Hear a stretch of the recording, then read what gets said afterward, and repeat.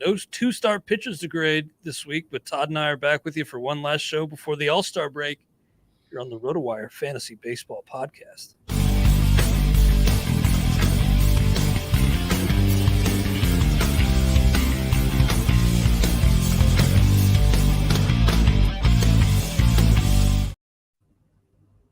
Welcome to the RotoWire Fantasy Baseball Podcast. I'm Clay Link here with FSWA Hall of Famer Todd Zola. All-Star break looming, Todd. So first time in like 3 months that we aren't doing the two-start thing. We have quite a few pickups. It's actually kind of a busy week, so we'll get to those and talk about some other fantasy baseball topics. But it is a rainy, drizzly day here at Madison. I know we got one rain out already here in the Midwest, but how are things up in the Northeast with you, Todd? Yeah, if there was a day game here, it would be a beautiful day. It's all good, but yeah, I was just doing some lineup work, and it's like, geez, I thought Chicago had a game today. Why does Rafael Ortega not scheduled? It's like, whoa.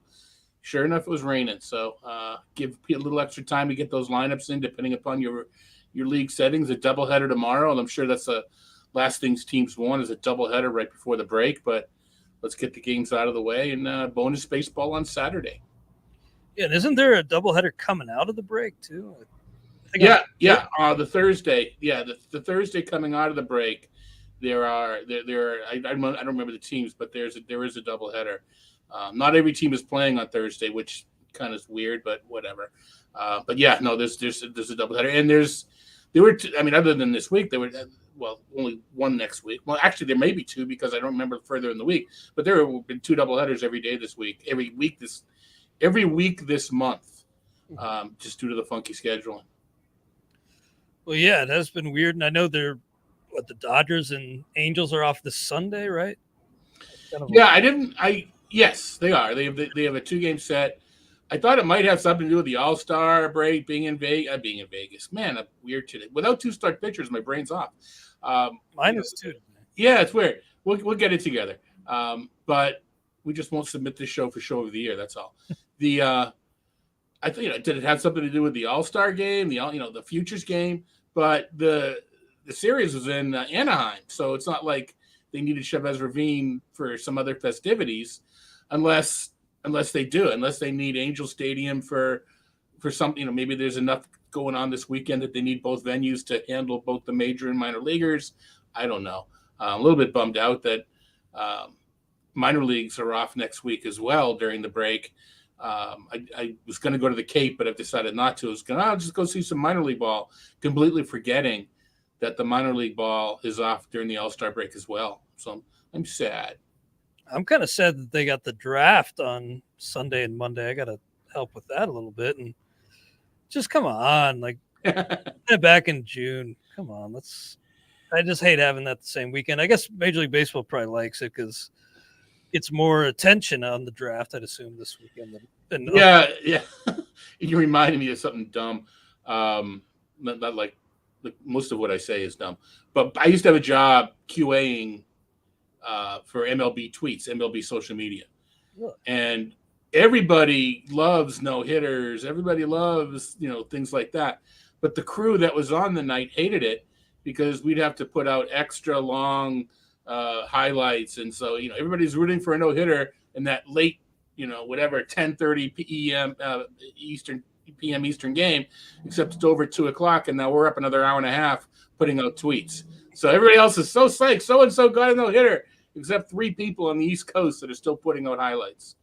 Yeah, we're going to have great draft content, but I just wish it was another weekend instead of a Sunday, Monday, eating into our All-Star break here, but that's all right. But yeah, it's a fun time to be a fan of the game, and I think you're probably right that they probably had to save the field a little bit out there. Well, but it's Anaheim in the All-Star games in Dodger Stadium. Oh yeah, that is. So I mean, maybe they're having some of the minor league there's their minor league home run derby. I mean, maybe there's something else going on. I don't know. I mean, I could have looked it up, but it wasn't all that important to me. Yeah, the specifics aren't that important to me. I did swap out a few of my fringe. I think I sat Ohtani and Trout. Gavin Lux and a 12. No, I would never sit those two. But some of my fringe Dodgers and Angels. But let's talk about some pickups from the Steak League. It was kind of busy. People who were sitting on their fab decided to shell out this week, getting antsy, not wanting to buy some steaks, I guess. Brett Martin was the top pickup. Looks like he's taken over in Texas, I guess.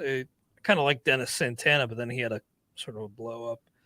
And so it does look like it's going to be Brett Martin for the time being. The drop here, by the way, was Eduardo Rodriguez. Strange situation going on with him.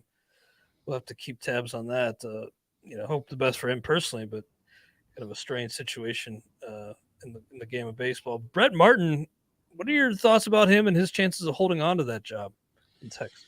They announced it would be a committee, and he gets the first 2 saves, and now we're all assuming he's the guy. And like you said, if Santana didn't get hurt, who's to say he wouldn't have gotten the next save?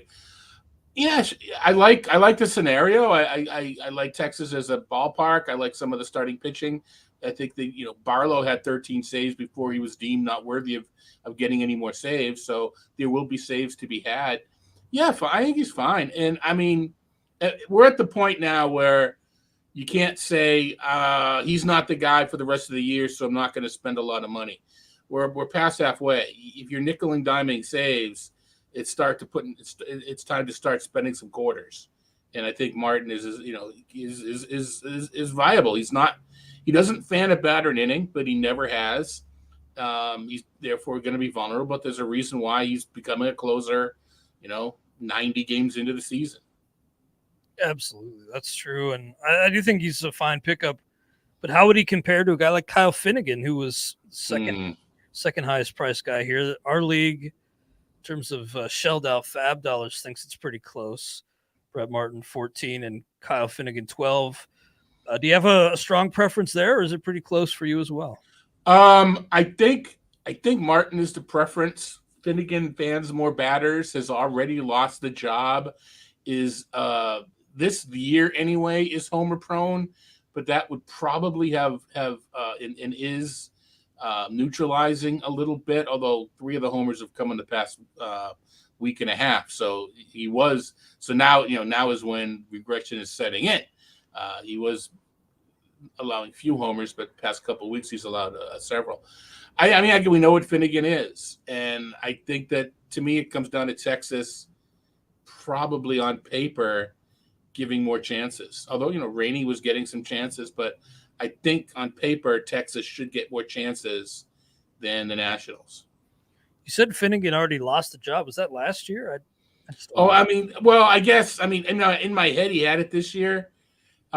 He has only one save this year. Yeah. So basically, he did not. Maybe lost the job isn't the right word, but was as the incumbent wasn't trusted with the job to begin this year. Lost out on the job. Lost out is good. Yeah, that would have saved us about 2 sentences if I just said that. Well, no, I get to what you're saying. No. I'm just being silly. I thought maybe he had it last year and lost it, but the end of the year he ended the season with it. That's right. And then Max Meyer picked up for 8. I imagine he'll be the top pickup in most leagues over these closers, but I think Max Meyer Day is tomorrow, right? He's going to be making his big league debut. I just saw, our buddy Craig Mish, all things Marlins. All I saw was the quote was he'll start this weekend. I have not had time to investigate it any further. So, yeah, there's only, Saturday or Sunday. Yeah, I guess thought I saw Saturday somewhere. No, you very well may have. I'm not exactly sure. Mm-hmm. Yeah, we don't have confirmation yet, but I'll have to look for that. But either way, a highly touted prospect who looked like he was going to come up earlier this year if it weren't for an injury. Right. We kind of got delayed a little bit. Is he worth that big ticket price tag? Is this going to be one of the few difference-making arms left? Well, some people thought Brian Bello was, right? And look what happened there. So we just don't know. Do the numbers say that he is? Yeah, they do. However, we just don't know with these kids. So it looks like he's replacing Castano, right? And Braxton Garrett had a really nice start earlier in the week, so he's likely to hang around.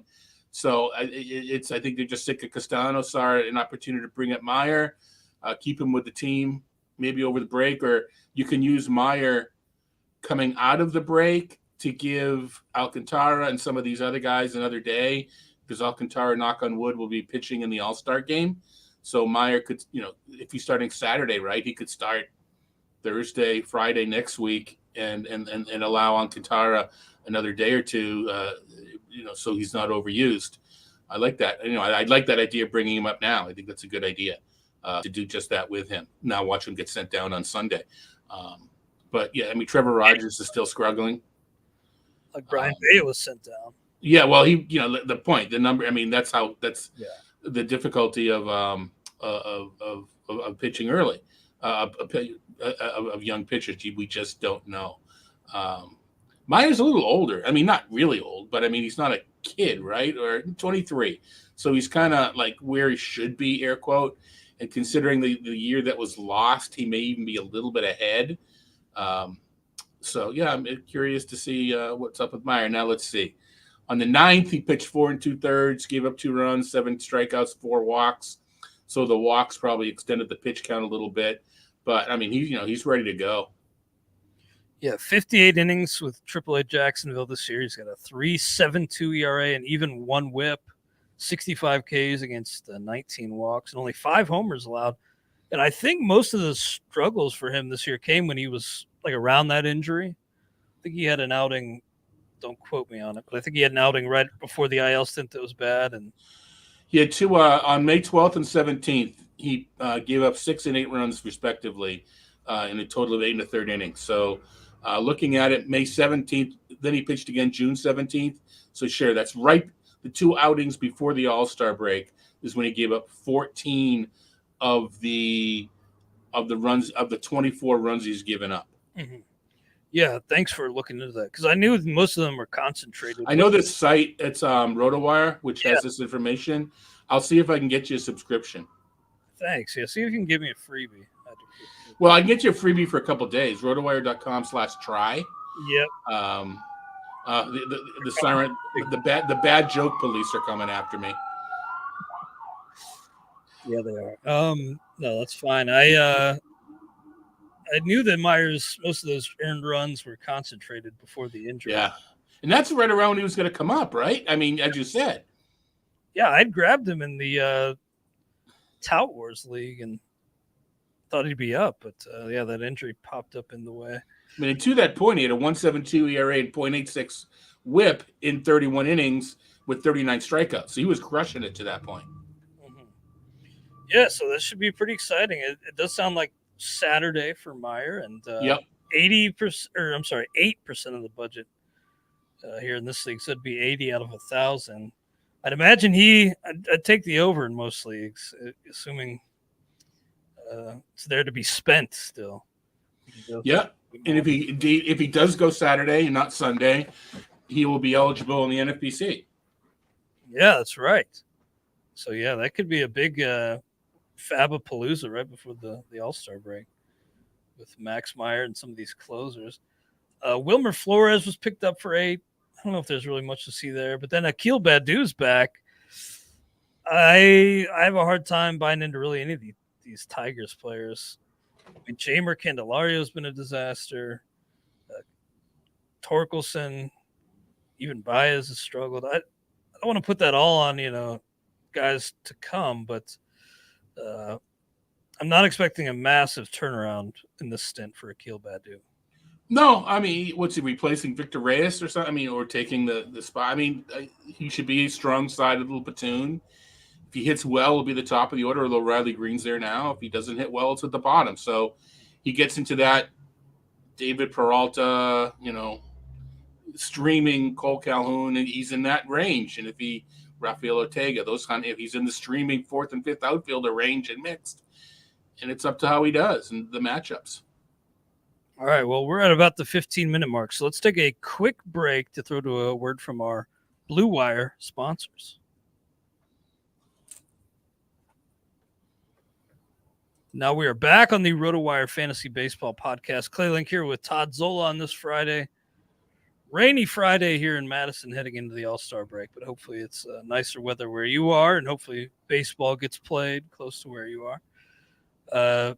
Alexis Diaz was picked up for $5, so people were pretty spendy here. I mean, Brett Martin for 14, Finnegan for 12, Meyer for 8, Flores for 8, Akil Baddoo for 6, and then Alexis Diaz for 5. I do think he's taken back over as their closer for the Reds. Now, I think it was Moretta or whatever, Doris Moretta, who got the save yesterday in that wacky Bronx game. How about the Reds taking 2 out of 3 in the Bronx, by the way? That's baseball for you. But I don't think Nauri Moretta is going to be the closer. Right. It's about that's baseball. What about Kansas City winning in Toronto? Yeah. With just nuts. Storm Chasers roster. Yeah, exactly. But yeah, so I don't know. I only have a certain amount of brain cells, and I try not to give too many of them to the Reds closers. So I kind of let you guys handle that, and I pick up the scraps now. I haven't done my weekly update yet, so I haven't been, had to make that decision who we giving saves to.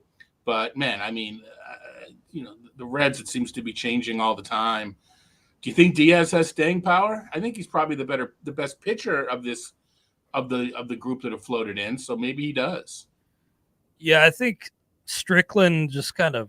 I mean, he's been a disaster. So I think he's kind of pitched his way back out of that job. And Alexis, obviously the little brother of Edwin, and yeah, I think they kind of want to give him a look in this role over the final few months. So. I get it. I also get where you're coming from, not wanting to even touch this situation. I was being facetious, but yeah, no. I totally get what you're saying, though. That's the approach James took coming into the year, and that's, I mean, that's been the way to play it since day one. Is hands off this Reds bullpen. Yeah, I mean, I was taking chances on the Barlows and Bednar. I mean, there was several guys I was taking chances. I wasn't taking chances on the Reds. Yeah, and that proved to be the right call, but those of us desperate for saves will continue to scrape the bottom of the barrel here. Nolan Jones, $3 ad, so he was still out there. I know he was picked up in a lot of NFBC leagues last weekend, but I'm a little skeptical for him because he had missed time due to injury earlier this year and last year as well. And I guess just not a highly touted prospect on James's list, so I guess I just don't know what I'm getting here, but for $3, guy who's got third base eligibility, playing a lot in the outfield, I can see it if you need at bats. It's the strikeouts, right? I mean, he's coming with a high strikeout rate. If he's able to maintain the same rate, it's barely paddleable. But most players strike out more when they first come to the majors, so it's all about the strikeouts.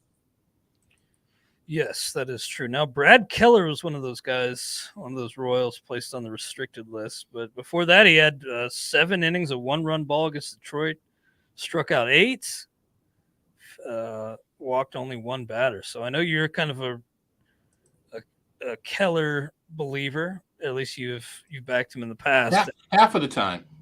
Yeah. When he's good matchups. He's a matchup play to me. Totally, and I could see, given the state of pitching right now, I'm kind of struggling for some starters. Yeah, as a decent ad, not somebody I'm falling over to go to in pick. Well, it's I have to check the schedule, but he's in the right division, right? Detroit and Cleveland is not the scariest team. You don't want to put a lefty against. Although the piece I wrote this week shows pitcher splits are so precarious, team splits against pitching is so precarious that we're kind of making these statements blind without actually having any proof.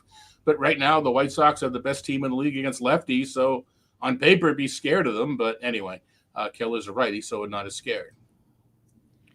And then right behind him in free agency last night in the staff league, Steven Matz. And Matz set to return Sunday, targeting a return Sunday anyway. So looks like he will get 1 start in back from the shoulder injury before the All-Star break. Would say that's a nice landing, but the Reds are kind of hot right now, so it's still a good landing. I'd still probably start Matz if I could. And James picked Matz up. So are you going to go down this path again on Steven Matz? Intrigued. I was intrigued before he got hurt. And now, unfortunately, being hurt adds another variable to the scenario. But I liked what he was doing with St. Louis. I like the defense. I like the park. So in the bullpen. So yeah, speaking of bullpens that we don't know about, Gallegos is out. Oh, we got to save this week. Anyway, I'm still on Matz. But the thing with Matz, you don't want to go too in because he's now at the point where he's pitching decent between injuries. Yeah, he's not like excelling between injuries. Yeah, which is the normal line that I use, like with Alex Wood. But with Matz, he's only pitching decently between injuries. Absolutely. Then Josh H. up here. The police still coming for you there, but Josh picked up. I get it. I guess I don't know. Josh H. Smith doesn't like really excite me, but I could see where plate appearances are king, so I could see where that pickup's coming from. And then Matt Carpenter, he homered in the 9th inning yesterday.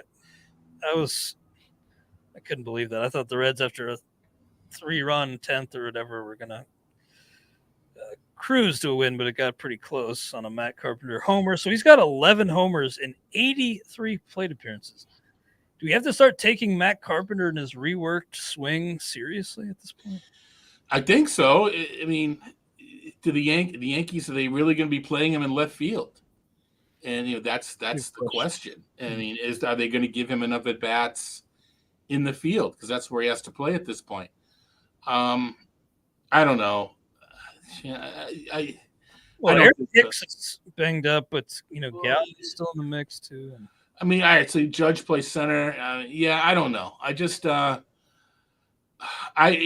will he keep this pace up? I'm not going to put all that much stock. If he was DHing full time or against righties, I'd have a different story. But this is a team, the Yankees, that are rebuilt on defense, and I just don't see them that long going with Carpenter in the field. Yeah, it just feels like you're going chasing if you go after him, and the plate appearances are kind of iffy. So, it's been a fun ride, and kudos to him on retooling things and getting his swing back. But yeah, I don't really want to go chasing that production. By the way, while we're on the topic of the Yankees, and we were just talking about that game from last night, Castillo's suddenly become the talk of baseball around the trade deadline. And Ken Rosenthal had an article today over at The Athletic talking about how Castillo's the apple of many teams' eye at this point, the darling of the trade deadline. Where do you think he ends up, Luis? I don't know. The Reds are asking a ton, apparently, and I don't remember the exact names, or I didn't read the names. Which remember, I didn't care to read the piece on. I didn't like the source when I saw the Reds are asking for an exorbitant minor leaguer from the Yankees. It was one of those clickbait pieces, so I didn't go for it. But I mean, Castillo, for those that are remembering the old Louis Castillo, 2.77 ERA, 108 WHIP, 82 strikeouts in 78 innings, only 5 homers. So I mean, this is vintage Louis Castillo, and I think he has a year of control, doesn't he? Yes, he's under control through next season. So I mean, I can understand why Cincinnati would want a ton. I'd be interested. I'd be curious to see where he does end up, obviously. And I've got him in a few different places, including I have him for like 31 or 29 in the staff league. And to me, the way pitching is so priced in our league, that's keeper. So I may keep Castillo at like 29, depending upon where he lands. The reports are that the Dodgers and the Yankees are best positioned to get him, and that's kind of just obvious, right? Like they just have a lot to deal from in the system, and yeah, they have a lot of resources, both financially and talent-wise, to work with. But I saw Anthony Volpe bandied about, and it seemed a little unrealistic on first thought. But hell, maybe the Reds can get Anthony Volpe or one of those really high-end prospects. I think there would have to be, whether it be a formal or a kind of implied agreement, that Castillo would stay with the team that he's being traded to, and then he could be worth a Volpe or something of that ilk. I mean, it's hard. It's tough for a rental to give up that level of prospect. But as you said, he's under control through next year too. Right. But if you could sign into an extension and lock him up for a few more years, I could or if you think you can, I can see dealing a Volpe. Maybe to get that kind of prospect. Yeah, maybe the Yankees are. It's been a while. It's been, there are 10 and 11-year-olders in New York City that have never seen a championship. So maybe they feel as though they need to, appease that crowd. I mean, this is the time to go for it. Yeah. And I think, we're waiting on Luis Severino, but that was a big development. Right. Yeah. Yeah. Did you see the results of his MRI? Did they announce those yet? I did not see it, but yeah, no, that was big. He's on the injured list of the low-grade right lat strain. So yeah, because I mean, we're at the point where, they're going to have to slow him down because of innings and keeping him fresh, and it may just be that this will happen organically. But the lats tend to linger. If he comes back mid-August, he could probably get up to speed for the playoffs, but that's going to be a big blow. The guy in our chat, Just Bob, mentions Yandi Diaz, if he's out there. He was not available in this Steak League, but he was available in Derek Van Riper's Maki Keeper League, and I got him for $5. And Diaz was also out there in the Tout Wars League, so I got him as my DH, I think, for $1 out of 1,000. So I was pretty happy with that, and it's been kind of quiet because he hasn't provided, really any power lately, but over his last 29 games, he's batting .358. Yandi Diaz with 13 walks against 12 Ks, 12 RBI.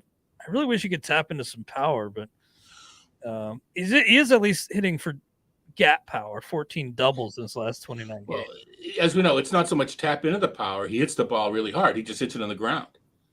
If he can add some loft to the swing and still continue to center the ball. That's that, so, and, the doubles are probably just, line drives that go all the way to the wall as opposed to fly balls that one hop the fence, et cetera. He just doesn't, and if he's not able to loft the ball and this is what you get, I guess this is what you get. But he has not bought into the launch angle revolution. And Jonathan Aranda, too, he wasn't picked up in this league this week, but I saw he's batting cleanup. Jason Cledek actually texted me about Aranda batting cleanup yesterday. And so he's, they're pretty depleted with Franco now on the IL, hamate surgery. Jonathan Aranda may be a guy to go out and snag. Yeah, keep in mind, too, that Rays like to play against the Red Sox, and they no longer get to. So all the numbers are going to go down. I'm just being facetious, but the Jays swept 4 games from my local 9 over the past few days, and it wasn't all a fun watch. But they lost Shane Baz, right? Yeah, they lost Baz to the IL. And bringing up Patino for today. Yeah, that's right. Luis Patino. That's a guy to keep in mind too. He might have already been added in leagues, but yeah, he's a good one. It's funny, the Reds swept the Rays at Great American a couple weekends ago, and it's just weird how that works. And yeah, baseball does not believe in the transitive property. The Rays, I think it was Yandi Diaz who said it yesterday, that they kind of play up to their competition, and I think we saw in Cincinnati they played down to their competition. Jonah Heim was added here. This is only a 1-catcher league, that's why he was out there. And I added Danny Jansen for 0. I have, again, 1 catcher, and I have Alejandro Kirk. But if Kirk were to hit the IL, I realized that could really be damaging to my team. So I thought I'd add Jansen just to be safe. Yeah, now, Heim, I think maybe he's just one of those people just didn't realize how good a year he's having. It should not have taken Mitch Garver to go out to finally get the surgery to realize what Heim is doing. So I think that was a good pickup. Yeah, Heim has been shockingly good. He's helping carry one of my dynasty teams, I think. Yeah. Jonah. And then Bo Brisky picked up. He's been pitching pretty well. He's got 3 straight quality starts over his last 3 outings, 18 in the 3rd innings, 6 earned runs. 11-5 K to walk. The K's lagging behind there. Just 5.4 per 9 over those last 3. But would you maybe consider Brisky in a league where you're hurting for starting pitching? He to me is a churn and burn, or burn and churn, or pitch and ditch. What did Corey and Mike used to have was a pitch and ditch on Fantasy 4-1 Schwartz and Ciano way back in the day. Am I predating your listening? Yeah, I think you are. I don't know. Wow. Yeah, Corey Schwartz and Mike Ciano had one of the first podcasts, and their thing was pitch and ditch, and they always had a segment on who to pick up and drop. And Brisky to me is the pitch and ditch type.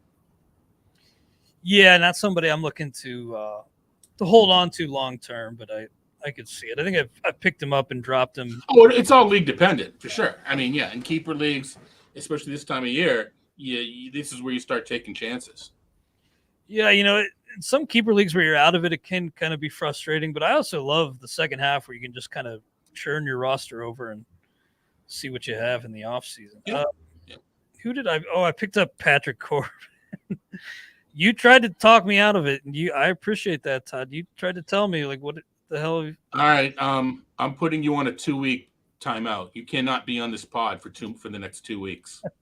Go visit your dad. Go to some games. You're just not. You can't be on this pod for the next 2 weeks. I know. You tried to talk me out of it last week. You said, Clay, come on now, Patrick Corbin.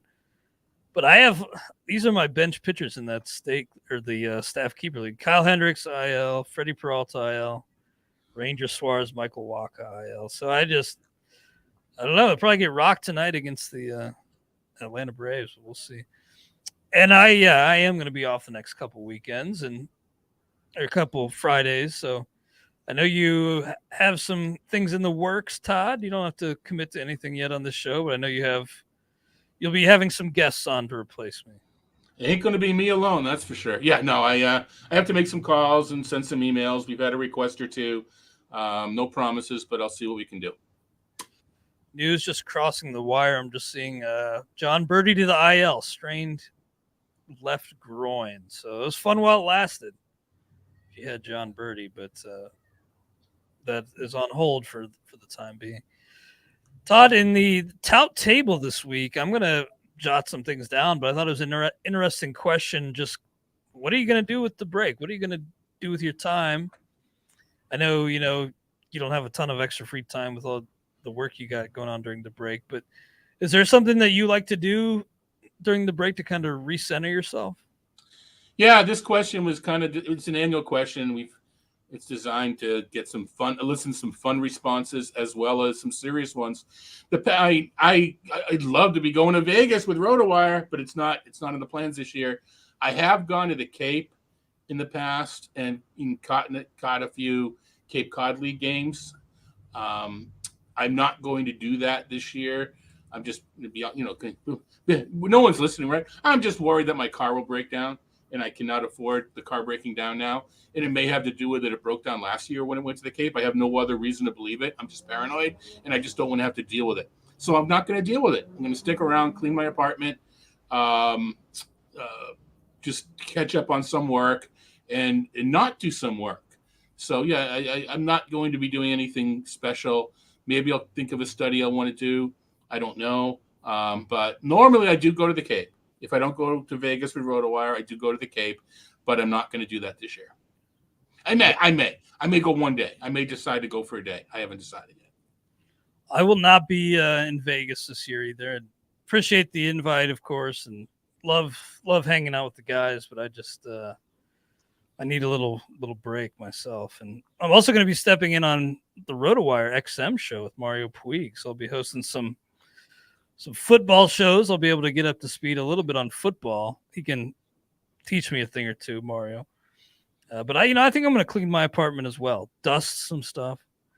You don't want things to get dusty, either with your fantasy teams or with your apartment or real life. Well, I still have a corner in each room that I haven't completely fixed up from the move in early May. So I need to complete that and then just do some standard stuff. I have my windows open and my fan on, so I got like papers and stuff that are blown around. Yeah, so I'm not the neatest person, but I don't like bugs. etc. I don't like to have not that I'm not getting any bugs in this place, but I'd like to keep it that way. So, clutter is one thing, is another, and I'm trying to avoid the Yeah, man. I don't really get many bugs in the house, but I live kind of close to a lake, and outside they're just brutal. And well, my old place, they'll get in, and it's just my old place was in a wooded area, and I had a door, but not a screen door, so I had to put up mesh, and they'd find their way in. Here, there has to be a little bitty crack in the window. I think I've had 2 flies come in, and no mosquitoes, no moths, and all that other stuff. So I have my zapper still, but I haven't had to use it. Nice, man. Well, don't ask me why my zapper was within arm's length. I thought I saw something flying the other day, but I didn't. But so I brought it out. But anyway, I appreciate that ruthlessness. I was distracted because I was trying to load something on the site and I couldn't load it. So it's just having a little bit of a slight issue there. I was one pickup I didn't mention was Ozzy Albee. He was dropped and then picked up, and we got a note today that he's aiming for an August return, mid to late August. So I think he does clear that bar. I know he was struggling earlier this season, but I do think he clears that bar as stash, even if it is for 5-6 weeks. So we're getting to that point now where it's easier to figure out your risk versus reward and where you are in the standings, and can you hang on, and is it worth stashing a player? So I could see in a league where maybe you're doing okay with injuries and it's kind of a bonus. And I mean, there's a lot of different scenarios, but yeah, absolutely. Now's the time that we need to start doing those sort of stashes. There are a lot of, you mentioned Birdie. There seem to be a lot of players that have kind of like gotten hurt this week. And with the All-Star break coming up, this is the dreaded shut him down. We're going to hear, I'm not saying it'll be Mike Trout, but he's, maybe shut down Mike Trout, maybe shut down Eloy, and some of these guys that are nicked up, this is when they get shut down for the entire weekend. And it's kind of a bummer. Yeah, totally. And by the way, we just had a guy mention Max Meyer in the chat. Is he worth a pickup? Definitely. Absolutely. Yeah. He's a guy who could move the needle a little bit at least. We'll see how he fares, and could be one of the last real big splashy pickups on the pitching side for a while. Yeah, but again, it comes with the caveat. He's a rookie pitcher. We just don't know. Yeah. Brian Baio had a rude awakening when he hit the big leagues. And that happens to a lot of guys, I think Meyer has got a little bit more of a pedigree, or at least he's been higher ranked prospect for a longer time. This is not to take away anything from Baio, but I mean, I think if I had a choice between Meyer and Baio at the same time, I would have gone for Meyer because of the longer history. This isn't to say that Baio didn't deserve the recognition he got, and he'll be back. He'll definitely be back. Big news in regards to Fernando Tatis today. He was cleared to begin a hitting progression today. So he underwent another scan on his wrist earlier this week. And so I guess now cleared to start ramping up at the hitting. And that was the big thing. He's been fielding ground balls for a while. I feel like I've seen him out in his bucket hat fielding ground balls for a while, but now cleared to hit. What do you think? What kind of player do you think we get when Tatis returns? I mean, he's come back from injury before. I mean, we know the upside, but we're not sure. This year, it's not going to matter. It won't even matter next year. But I'm curious where he plays. There's been talk of moving to the outfield, right? For a couple of reasons. First, just because maybe keep him a little healthier. Plus, the team might be better with Tatis in the outfield and Abrams sticking around the infield, etc.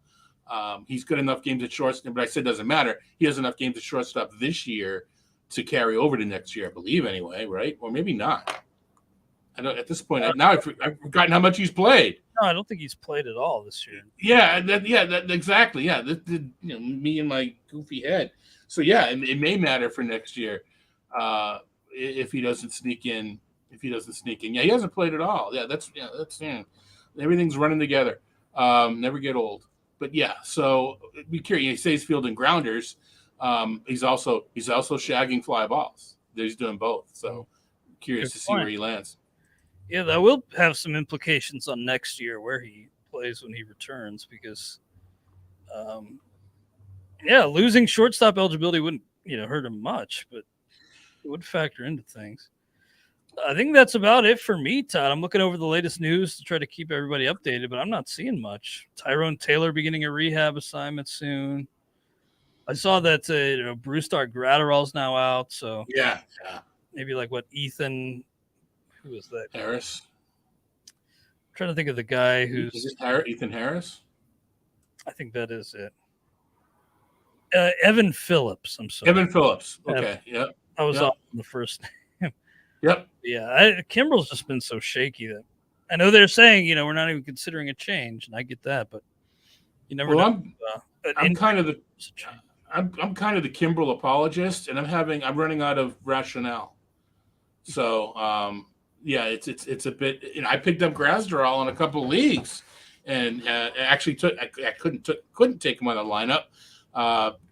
In the Friday moves to the NFBCs. Darn it, can't take him out. But I had him in a couple of leagues, picking him up just because of this very thing. Yeah, same, man. Well, good luck the rest of the weekend. Are you plugging in a bunch of relievers where you can? I did that in a few leagues. I will, depending upon my team scenario and if I can afford the flips. Yeah, I will do that. What Clay's talking about, of course, is in a short week, if you can, with only 4 days next week, if you can get some relievers into your lineup, you can pick up some ERA, pick up some strikeouts, and maybe get a winner or save. You just have to have the slots of it because you're probably not going to keep them. So you just have to be able to do the swerve. The other thing in Tout Wars, we have a special rule where in the AL and the NL, well, we have the rule everywhere, but it's used in the AL and the NL more. I think it's used in mixed a little bit. The point being, you have to keep the player you pick up in your lineup for the entire week. Mm-hmm. But since next week is like half of a week, it's the week where people will scour the minor leaguers and will pick up a guy because they only have to have him on their lineup for half the week, and then he can go to reserve. So you're not you're taking a zero, but only for fewer days. So that's sort of, it's kind of a comment. I think it's done in the mixed as well. That might not be, you're in the head-to-head. That may not be as solid in the head-to-head because, you can afford to lose 3 days out of, 26 weeks. You don't want to cost yourself a week unless you feel you make the playoffs and you're just trying to strengthen your playoff run, in which case it would make sense. I'm not in many leagues that allow FAB redemption, but that is allowed in Tout Wars. And I'm faced with a tough call on Walker Buehler, man. I know pitching's really pushed up in our head-to-head league, but $10 for every one spent in the auction, that could be $380 in FAB. So I'm going to have to think that over because I know the redemption drops from like $10 per one to $5 per one on Wednesday. Personally, I don't think it's a tough decision, but I'm not in the league and it's not I'm not trying to win the championship. But when he does come back, what's he going to? Is he going to be pitching? This is the head-to-head playoffs at that point. Yeah, exactly. You're going to start a guy that's going to go 3 or 4 innings? I don't know. Yeah, that's the way I'm leaning. Peter Kreutzer said, I can make the decision and drop Buehler if I decide to go that route, and that'll be something I have to think about because, I think I would rather have $380 of FAB to work with and improve my team with the rest of the way than just Buehler stashed for. Yeah, when he comes back September 12th and he goes 4 innings and gives up 2 earned runs, like it's just not going to help. And everybody else in the league can pick him up for the minimum because you would drop him. You could pick him up, but you'd have to spend at least $380. Oh, is that how it works? Yep. That's just not a Clay rule. That's an everybody rule. No, that's good to know. No, that is the rule. I know. Yeah, this is just to prevent people from gaming the system. I don't like drop Buehler and pick him up for 1 and put him. Yeah, exactly. Yeah. So that's a good rule. I didn't know that intricacy of it, but that's a really good rule to prevent manipulation of that. But that'll be tough because Buehler in the playoffs could help me, but not if he's limited Buehler. So that'll be a tough call off to make with FAB redemption. Anything else on your mind today, Todd? I'm gonna call this a little early today. Yeah, just we'll remind people that that subscribe to the site. I will have a Thursday, Friday, Saturday, Sunday rankings up. Probably Wednesday. A lot of the editors will be in Vegas, so I don't want to promise anything to make sure, they're on the plane or whatever. But I will be filing. I'll coordinate with them. I will be filing a rankings for the short week next week. Oh, awesome. We'll look forward to that. And yeah, good luck. Enjoy the break. Try to, recharge a little bit if you can. And we'll be back to finish strong in the second half. Todd will be with you with a mystery partner. It'll be like Owen Hart at WrestleMania. I won't be shouting Stone Cold. But yeah, we will have a couple of people that will pretend to fill the Clay's void.